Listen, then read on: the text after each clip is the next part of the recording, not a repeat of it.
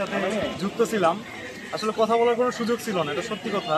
আপনারা অনেকেই জানেন যে আমরা আসলে অনেক কথা অনেক মানে চোখে দেখেছি অনেক কথা, কিন্তু সে বলার আসলে আমাদের কোনোদিন কোনো সুযোগ ছিল না। আমাদের এই স্বাধীনতাটা হোক কথা বলার স্বাধীনতা, মানে সব কিছু মানানসই যেন হয়। আমরা জানি প্রত্যেকটা সেক্টরে, আমরা ঢাকা বিশ্ববিদ্যালয়ে পড়ি, আমরা জানি একটা আয়া পোস্টে নিয়োগ হতে 20 লাখ টাকা লাগে।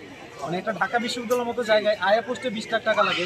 একটা মাদ্রাসায় আপনি দেখেন, যে কোনো বাংলাদেশের যত আলিয়া মাদ্রাসা আছে, একটা সিঙ্গেল নিয়োগ নাই যেখানে হচ্ছে একটা স্বচ্ছ নিয়োগ হয়। এখানে 10 থেকে 20 লাখ টাকা, 30 লাখ টাকা এরকম টাকা লাগে। মানে প্রত্যেকটা সেক্টর এতটা পরিমাণ দুর্নীতিগ্রস্ত হয়ে গেছে। আর মন্ত্রণালয়ের কথা আমি আসলে বলতে চাই না, কারণ এটার কথা বলতে গেলে কথাই শেষ হবে না, সারা রাত পার হয়ে যাবে, কথা শেষ হবে না।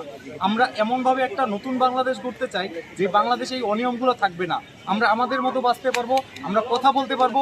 যে জায়গায় আমরা এই অন্যায়গুলো দেখবো, আমরা যদি এমন হয় যে আমাদের সদস্য সংখ্যা মানে বড় ধরনের একটা সদস্য সংখ্যার টিম আছে, আমাদের একটা গ্রুপ আছে, আমরা দেখলাম এখানে অন্যায়